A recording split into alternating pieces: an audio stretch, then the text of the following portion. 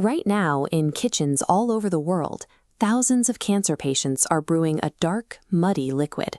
It is entirely unproven by modern medicine, yet they drink it every day.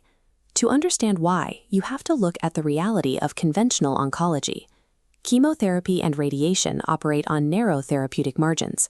The treatments aggressively attack tumors, but they also bring complications like hair loss, severe nausea, and overwhelming fatigue.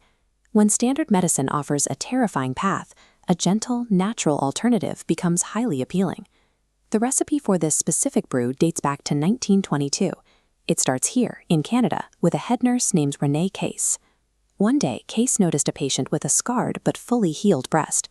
The woman explained she had cured her breast cancer years earlier using an herbal tea formula given to her by an Ojibwe Indian medicine man. Case wrote the recipe down. 2 years later, when her own aunt was diagnosed with terminal stomach and liver cancer, Case brewed the tea and gave it to her. Her aunt went on to live another 21 years. That single recovery sparked a debate that is still raging 100 years later.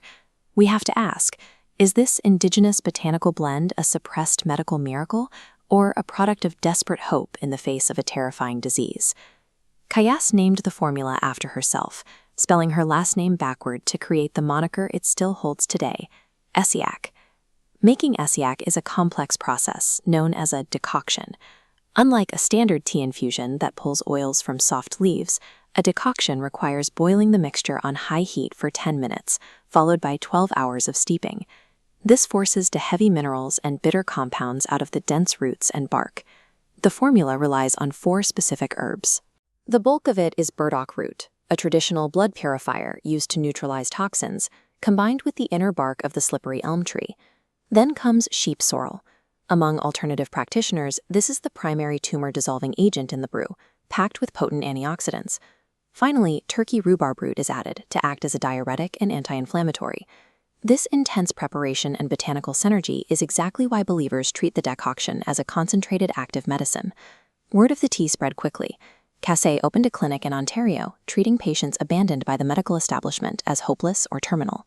She refused to charge for her services, accepting only voluntary contributions, and treating hundreds of documented cases. The grassroots support reached a peak in 1938.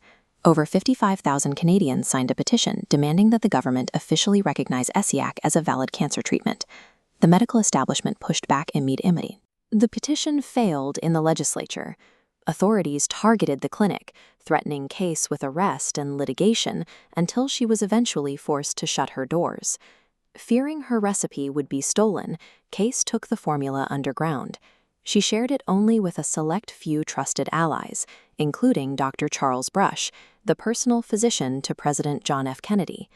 Rush even claimed he used Essiac to successfully treat his own bowel cancer. The government's suppression backfired. Rather than erasing Essiac from history, the aggressive crackdown validated the theories of alternative medicine advocates. The attempt to destroy the tea is exactly what cemented its legendary status. Eventually, the Anecdotes had to face institutional science. In 1983, the National Cancer Institute ran a series of rigorous laboratory and animal studies on the Essiac formula. Researchers were looking for any sign that the decoction could shrink tumors or inhibit malignant cells. They found absolutely no anti-cancer or anti-tumor activity in the tea. Today, you can still buy Essiac easily because of a regulatory loophole. Companies sell it as a dietary supplement.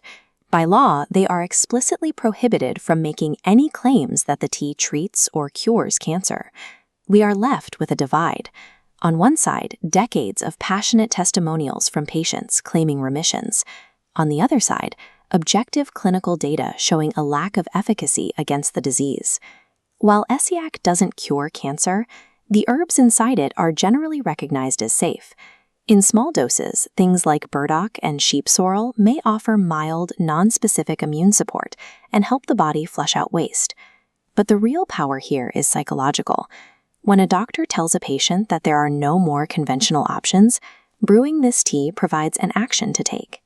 It gives terrified patients a sense of agency, a feeling of control, and a ritual of hope. Essiac has persisted for over a century, despite a lack of pharmacological evidence. It shows that in the face of a terrifying disease, the story of a cure can be just as resilient as the illness itself.